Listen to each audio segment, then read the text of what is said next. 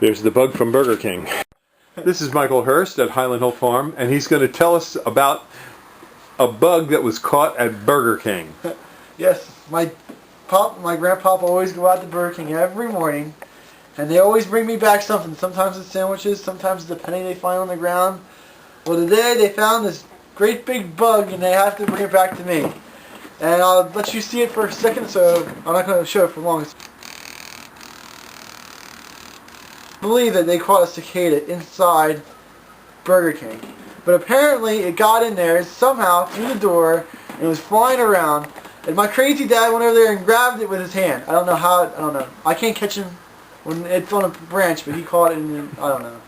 It's hard to believe, but they say they caught this in Burger King. This must be the biggest bug ever captured in a Burger King in North America.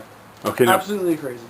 Now, tell them a little bit about the cicada and its life cycle. Oh, well, the cicada is a really cool insect. It's got different stages that it grows. It starts out as an egg, and then it goes into a juvenile where it lives underneath the ground.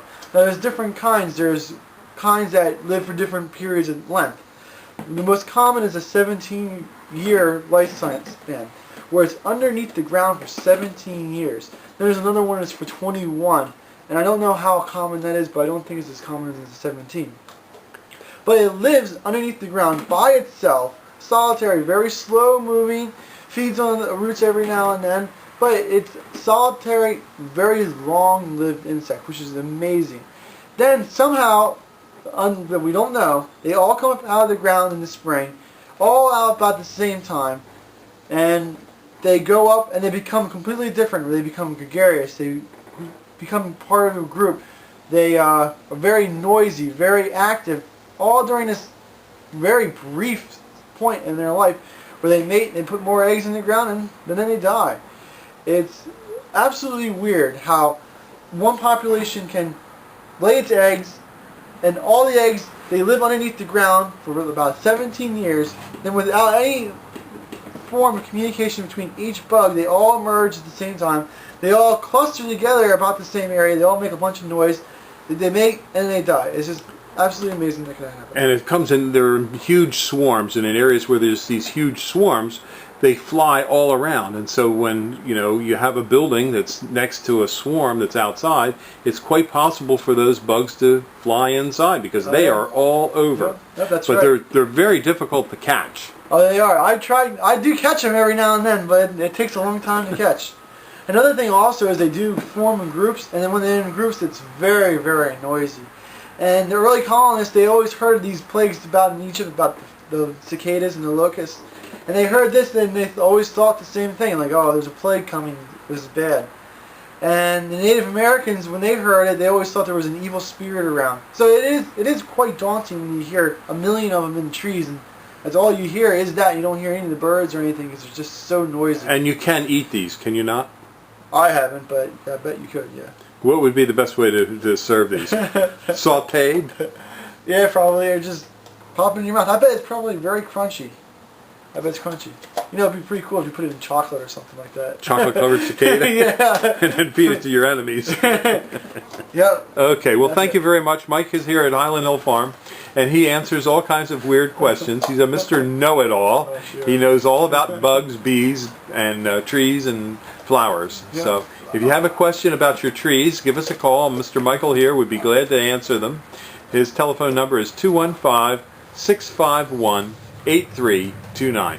He's at Highland Hill Farm in Doylestown, PA. And yes, I did capture this at Burger King. And my father, Grandpa's over here. Is that absolutely the facts? You did find inside Burger King, period. I got our big one, right? I got the big bug of Burger King right here. Okay, thank you very much, Mike. Does he flap his wings for the people? Sure, certainly will. If he's going to do it now. Come on.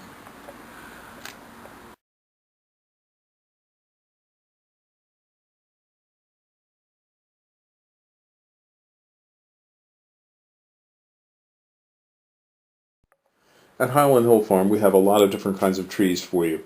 We have both deciduous and evergreen. Some of the spruces that we have are like Colorado blue spruce, Norway spruce, white spruce, Serbian, Black Hill spruce, black spruce. We also have some firs, such as Fraser, Balsam, Douglas, and concolor. Most of these are in seedling or transplants. We do have larger trees such as white pine, Norway spruce. We also sell a whole range of arborvitaes in many different sizes, from transplants up to large trees. The trees that we sell are both bare root and balled and burlapped and potted. We have thousands of them that we grow. We also have southwestern white pine, and we are noted for our green giant arborvitaes and Leland cypresses. We also have hemlocks up to 10 to 12 foot high, along with redwoods. We can also supply you with some bald cypress, larch, eastern red cedar. In the way of shrubs, we have arrowwood viburnums, bayberry, blackhaw viburnums, a whole range of viburnums, dogwoods, red, twig, silky dogwoods, elderberries. We also have forsythia, common lilacs, Japanese lilacs, Peking lilacs. We also have nannyberry, ninebark, and things such as Russian olive, which some people think is invasive. But we do sell a wide range of trees and shrubs, including winterberry holly. So give us a call at 215-651-8329 as we do deliver and plant.